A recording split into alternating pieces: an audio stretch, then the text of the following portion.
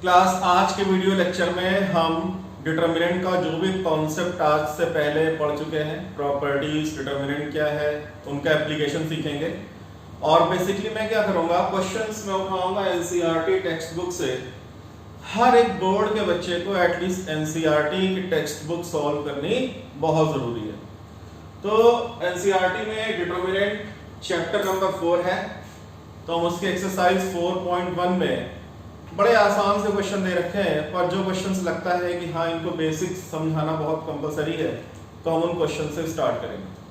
तो 4.1 में question number 2 first part, question number 2 part 1 लिखा है इवैल्यूएट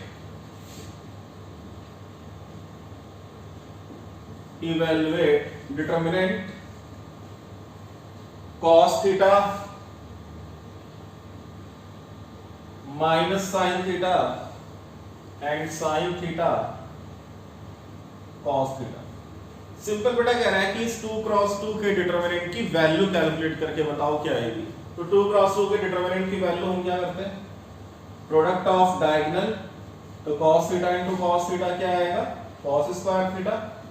फिर आप क्या करते हो, minus product of diagonal elements, तो ये आएगा minus sine theta into sine theta minus sine square theta. तो we get cos square theta minus minus क्या हो जाएगा प्लस प्लस, तो we get cos square theta plus sine square theta. और ये बेसिक आइडेंटिटी है ट्रिग्नोमेट्री की, इसकी वैल्यू क्या होगी 1, तो it means this determinant is equal to 1। तो आंसर क्या हो गया, 1 के इक्वल हो गया। ये बेटा क्वेश्चन नंबर 2 का पार्ट 1 था। नाउ इसके बाद हम स्टार्ट करेंगे क्वेश्चन नंबर 4। क्वेश्चन नंबर 4 बेटा थोड़ा सा इंपॉर्टेंट क्वेश्चन है। लिखा है इफ मैट्रिक्स A, यहां पे कैपिटल A मैट्रिक्स को डिफाइन कर रहा है 1 0 1, first row is 1 0 1, second is 0 1 2 and third row is 0 0 4. Then show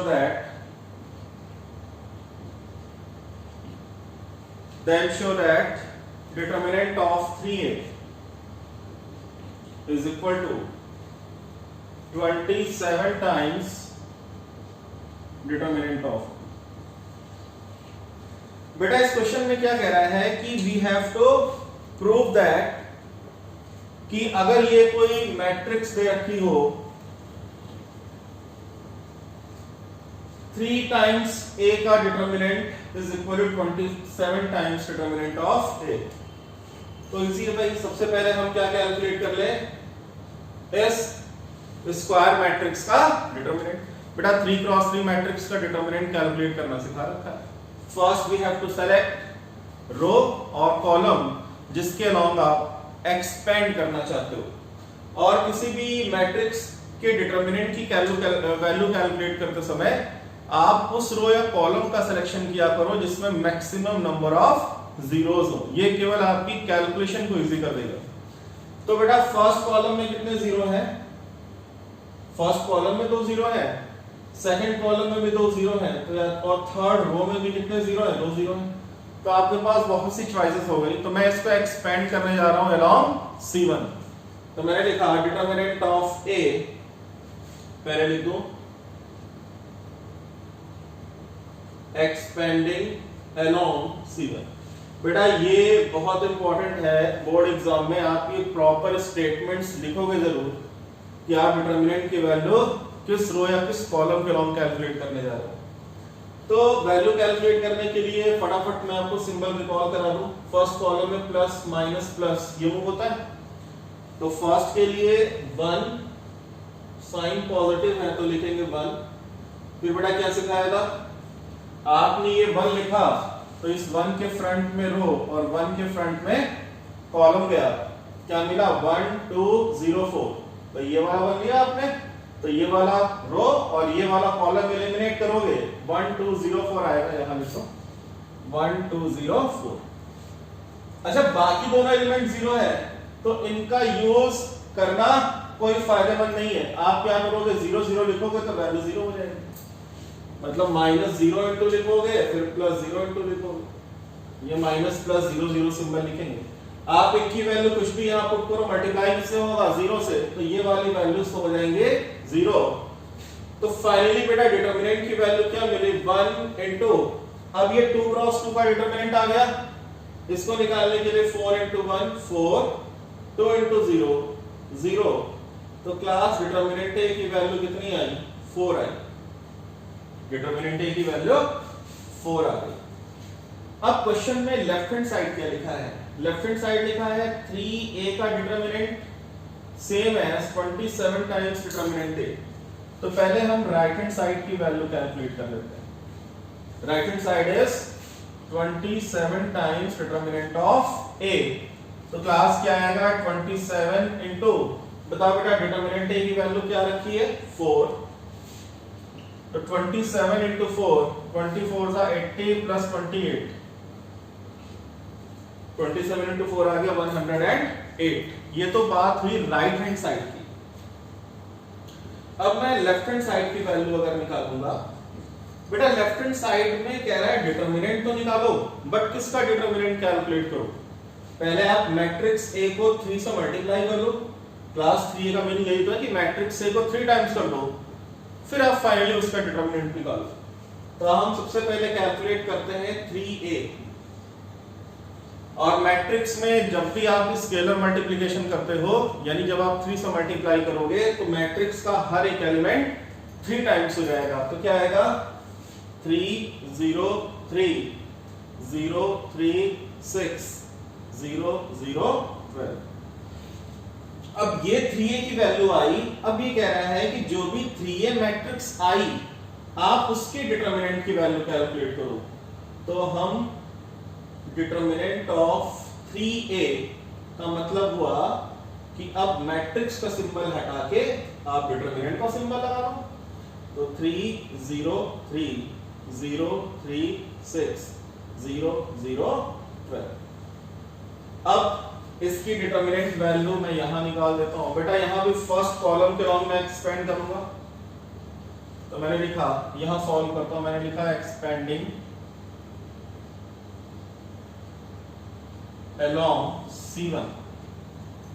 तो जब आप C1 के लॉन्ग इस डिटरमिनेंट को एक्सपेंड करोगे तो बेटा फर्स्ट 3 है, तो मैंने 3 लिखा,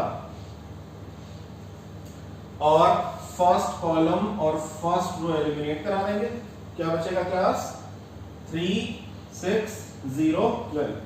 अगेन बेटा ये दोनों 0 0 हैं, एज इट इज जैसे ये 0 0 थे, ये वैल्यू 0 हो जाएगी, तो यहां लिखने से कोई फायदा नहीं है, तो मैं इसी को कैलकुलेट कर रहा हूं। इज इक्वल टू 3 टाइम्स, ये कितना आएगा 3 into 12 36 and minus 6 into 0 0, we get 36 into 3 108।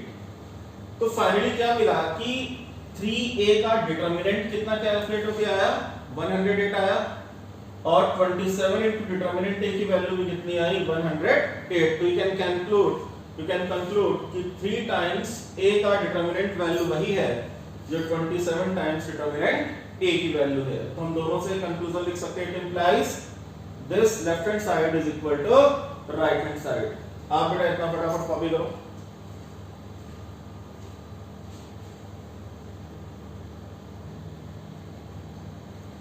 Now class बेटा इस क्वेश्चन को हम लोगों ने सॉल्व किया, प्रूव कर दिया, बट इस क्वेश्चन से एक बड़ा important, very very important point हमें मिला कि मैट्रिक्स में और डिटरमिनेंट में, मैट्रिक्स और डिटरमिनेंट को मिक्स करके कुछ स्पेशल पॉइंट्स हैं, ठीक है, जिनको हम की पॉइंट्स करके प्रॉपर एक अलग से नोट्स बनाएंगे, सम की points regarding to matrices and determinant. तो हर एक वीडियो लेक्चर में जहां पे मुझे लगेगा कि उन पॉइंट से रिलेटेड क्वेश्चन आया है, मैं आपको वहां पे एक्सप्लेनेशन दूंगा कि देखो ये चीज दिखी हमें और हमने उसको की पॉइंट बना के कॉपी कर लिया। तो उनको की पॉइंट्स को एक क्लास में पूरा पढ़ाने से अच्छा है कि जहां भी वो की पॉइंट्स मुझे दिखे आपको प्रॉपर मैं एक्सप्लेनेशन देके समझाता चलूं। अब आपको करना क्या है, आप बेटा जो भी नोट्स बना रहे हो टॉपिक वाइज आपको अपने नोट्स में 1 या 2 पेज की पॉइंट्स करके हेडिंग डाल लो, और जो भी मैं बोलूंगा कि ये की पॉइंट्स में कॉपी करना, आप जाके वहां पे की पॉइंट नंबर 1 या की point number 2 and so on copy करते जाओगे। ठीक है, मतलब वहां पे केवल की पॉइंट्स कॉपी करने हैं। तो पहला की पॉइंट्स क्या है? पहला की पॉइंट समझने के लिए देखते हैं क्या करना है।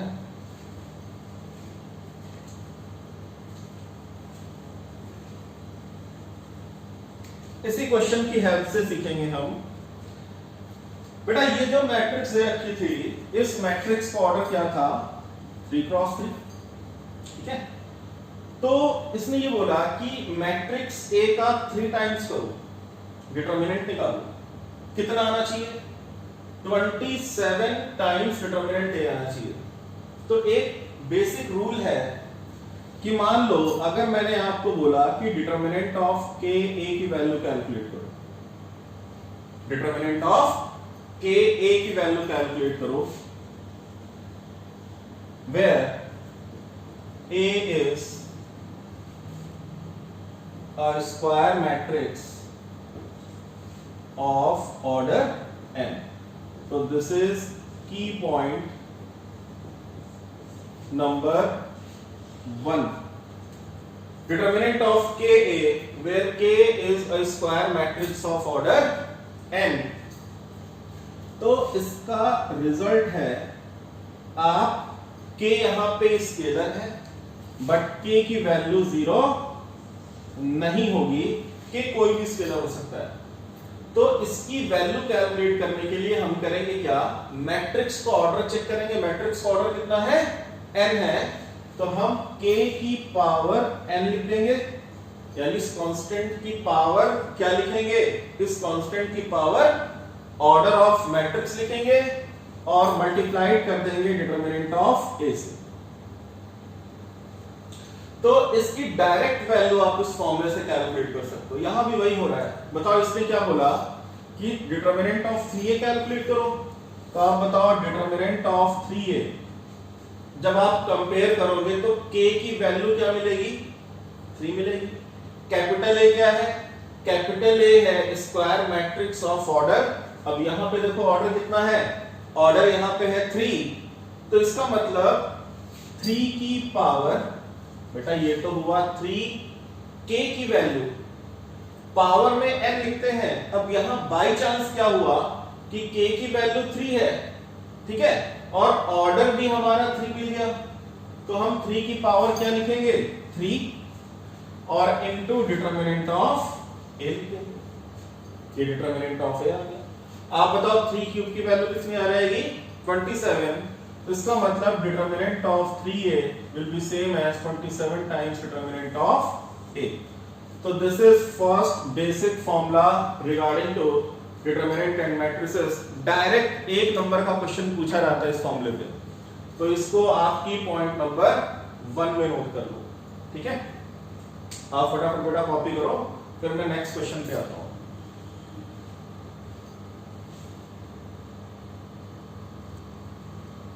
बेटा हम फटाफट आपको एक काम करते हैं, की पॉइंट नंबर जो 1 है उसमें बेस्ड क्वेश्चन किस टाइप से आएगा, फटाफट एक क्वेश्चन की हेल्प से सीखते हैं।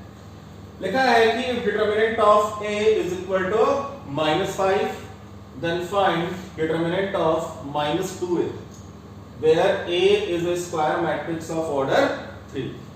तो ये क्वेश्चन डायरेक्ट उस की पॉइंट पे बेस्ड है, फॉर्मूला याद है, खटाक से सॉल्व कर लोगे।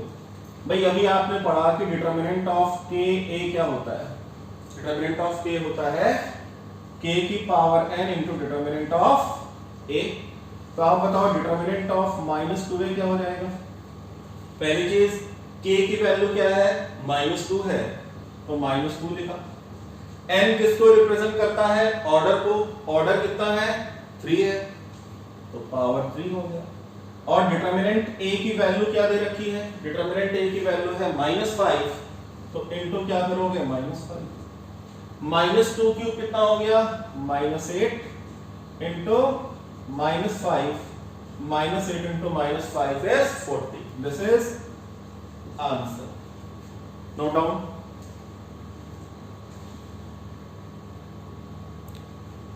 क्लास नेक्स्ट क्वेश्चन सॉल्व करते हैं। ये 4.1 एक्सरसाइज का क्वेश्चन नंबर 7 है।